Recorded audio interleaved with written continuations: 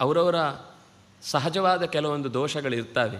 ಇದರಿಂದ ಇಷ್ಟಾದ ತಕ್ಷಣವೇ ಮಾತೇ ವ್ಯರ್ಥ ಅಂತಲ್ಲ, ಆದರೆ ಅದರಲ್ಲಿ ಪರ್ಫೆಕ್ಷನ್ ಅನ್ನೋದನ್ನು ಹೇಳುವಾಗ, ಮಾತಾಡುವಾಗ ದೃಢತೆ ಇಲ್ಲದೆ ಇದ್ದಾಗ ಧ್ವನಿ ಒಳಕ್ಕೆ ಉಡುಗಿ ಹೋಗುತ್ತೆ, ಕಣ್ಣು ಎಲ್ಲೆಲ್ಲೋ ನೋಡಲಿಕ್ಕೆ ಶುರು ಮಾಡುತ್ತೆ, ಕಂಠ ಒಳಕ್ಕೆ ಕುಗ್ಗಿ ಹೋಗುತ್ತೆ, ಮುಖದಲ್ಲಿ ಧೈರ್ಯದ ಭಾವನೆಗಳು ಯಾವತ್ತೂ ಮುಖದಲ್ಲಿ ಅದರದ್ದೊಂದು ಹೇಳುವಾಗ ಚಾರ್ಮ್, ನಾನಿದನ್ನು ಹೇಳುತ್ತಾ ಇರೋದು ಇದು ಸರಿಯಾದ ವಿಷಯ ಅನ್ನುವ ಭರವಸೆ ಇಲ್ಲದಂತೆ ಮುಖ ಒಳಗೊಳಗೆ ನುಂಗಿಕೊಳ್ಳುತ್ತೆ. ಬಾಯಿ ಪೂರ್ತಿ ತೆರೆಯುವುದೇ ಇಲ್ಲ, ಕಣ್ಣುಗಳು ಮಿಟುಕ್ತಾ ಇರ್ತವೆ, ಹಣೆಯಲ್ಲಿ ಏನೇನೋ ಭಯದ ಗೆರೆಗಳೇ ಮೂಡ್ತಾ ಇರುತ್ತೆ, ಹುಬ್ಬುಗಳು ಗಂಟಿಕ್ಕಿಕೊಳ್ತಾವೆ. ನಾನು ಹೇಳಿದ ಸರಿನೋ ತಪ್ಪೋ ಅಂತ ತನ್ನಲ್ಲೇ ಮತ್ತೆ ಪ್ರಶ್ನೆಗಳು ಉತ್ತರಗಳೆಲ್ಲ ಮೂಡಿಕೊಂಡು ಹೋದರೆ ಏನಾದರೂ ಆಗಲಿ, ತಲೆಯಲ್ಲಿ ಎದುರುಗಡೆ ಕೇಳೋನಿಗೆ ಉಳಿದ್ರೆ ತಾನೆ ಅಂತ ತಾನೇ ಧೈರ್ಯ ತಾಳುವ, ಸಮಾಧಾನ ಪಟ್ಟುಕೊಂಡು ಮುಂದೆ ಹೋಗುವುದಾಗುತ್ತೆ.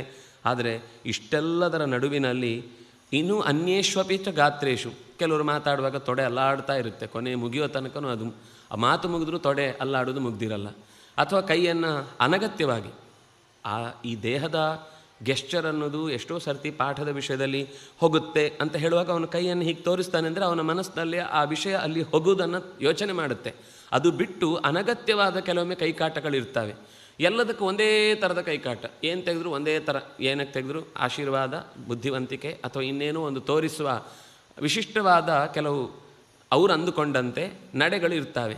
ಆದರೆ ಅದೆಲ್ಲವನ್ನು ಹೊರತುಪಡಿಸಿ ಅನ್ಯೇಶ್ವಪಿಚ ಗಾತ್ರೇಶು ದೋಷ ಸಂವಿದಿತ ಕ್ವಚಿತ್, ಎಲ್ಲಿಯಾದರೂ ಒಂದು ಸಣ್ಣ ದೋಷವಾದರೂ ಕೂಡ ನಿನಗೆ ನೋಡಲಿಕ್ಕೆ ಸಿಕ್ಕಿತಾ? ಎಲ್ಲೂ ಇಲ್ಲ. ಅವನಿಗೆ ತಾನು ಮಾತಾಡುವುದರಲ್ಲಿ ಹೆಚ್ಚಾದರೆ ಏನಾಗುತ್ತೆ, ಕಮ್ಮಿ ಆದರೆ ಏನಾಗುತ್ತೆ ಅಂತ ತಾನೇ ತಿಳಿದು ಅದನ್ನು ಎಲ್ಲಿಯೂ ಕೂಡ ತೋರ್ಪಡಿಸದಂತೆ. ಯಾಕೆಂದರೆ ಗೊತ್ತಿಲ್ಲದೆ ಸ್ಟೇಜಿಗೆ ಬಂದ ತಕ್ಷಣ ಕಂಪ ಬರುತ್ತೆ. ನಾನು ಆಡಿದ ಮಾತು ತಪ್ಪಾದರೆ ನಾಳೆ ಏನಾದರೂ ಇನ್ನು ಹುಂಬಧೈರ್ಯದಿಂದ ಹೇಗೋ ಮಾತಾಡೋರು ಇರುತ್ತೆ, ಅಲ್ಲಿ ವೀರಾವೇಶದಿಂದ ಅಗತ್ಯಕ್ಕಿಂತ ಹೆಚ್ಚು ದೇಹದ ಚಲನೆಯೂ ಇರುತ್ತೆ, ಅದೂ ತಪ್ಪೇ. ಅಥವಾ ಗಡಗಡನೆ ನಡುಕ್ತಾ ಏನು ಹೇಳಬೇಕು ಅಂತ ಗೊತ್ತಾಗದೆ ತಲೆ ಪೂರ್ತಿ ಖಾಲಿಯಾಗಿ ಯಾಕೆ ನಿಂತಿದ್ದೇನೆ ಅಂತ ಬ್ಲ್ಯಾಂಕ್ ಟಿವಿಯ ಹಾಗೆ ಕೂತು ಬಿಟ್ಟರೂ ಉಪಯೋಗ ಇಲ್ಲ.